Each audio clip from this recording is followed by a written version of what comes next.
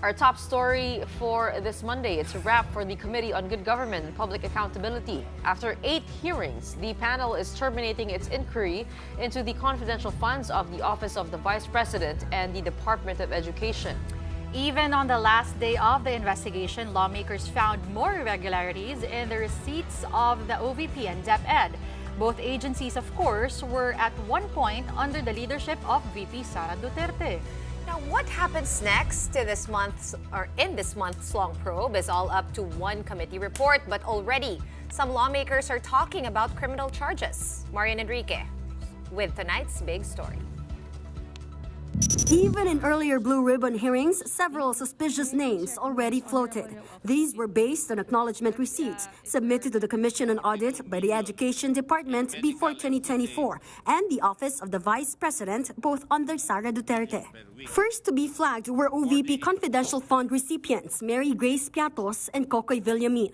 According to the Philippine Statistics Authority or PSA, there were no records found on the two, whether birth, marriage, or even death certificates. But there's more.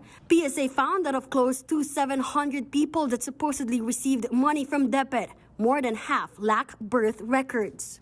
Tayo po ay sumulat upang isumite ang 677 pang pangalan na nakalagay sa acknowledgement receipt ng DepEd kung saan tayo po ay binigyan ng tugon ng Philippine Statistics Office dated December 8, 2024 at dito kanila pong sinasabi na out of 677 individuals, 405 ay walang birth certificate o walang record sa birth certificate o pwede nating sabihin na non-existent. Lawmakers also see fraudulent patterns in the receipts. In the case of Kokoy Villamin, there were 2 receipts that bore different signatures. Then there were details which Assistant Majority Leader and Lanao del Sur Representative Zia Alonto Adyong noticed. In some acknowledgement receipts, 2 names appeared, a certain Sally Rendon from Surigao City and Sheila Dado from Digos City. The twist? They had the same signature with exact same strokes. Taga Mindanao po ako, so alam ko po yung gaano kalayo ang Digos at ang Surigao. For me, Mr. Chair, only one person did these acknowledgement receipts, but merely changed his handwriting style from print to script in writing. There were also 3 receipts from DepEd under a certain Alice Crescencio. Again, different signatures. More than that, the receipts were signed in different locations: Iligan City, Lanao del Sur, and Pasay City.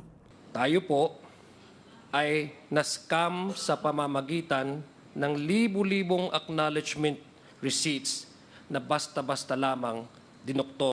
At this point, evidence is so overwhelming. Lawmakers are certain there were indeed irregularities on how the OVP and DepEd spent its confidential budget. They're invoking Joint Circular Number 2015-01, which clearly states how secret funds should be used, handled, and liquidated.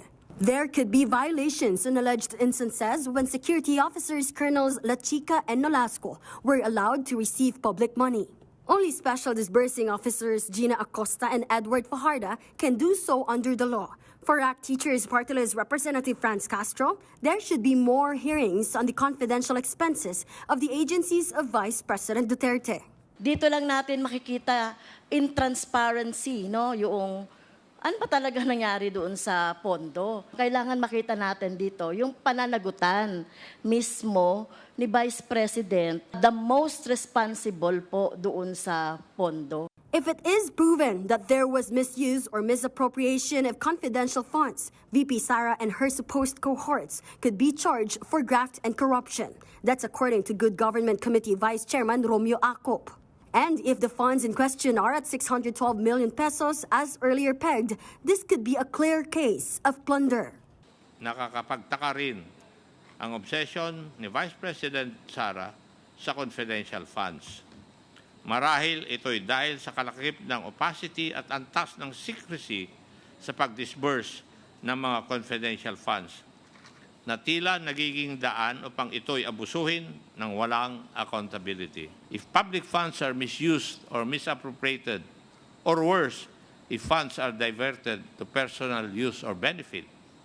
And given the amount we are talking about here, this may be under the crime of plunder. Legislators can still think of more possible charges from technical malversation, falsification of public documents, to corruption of public officers, bribery, and perjury. For News 5, I'm Marian Enriquez. We are One News.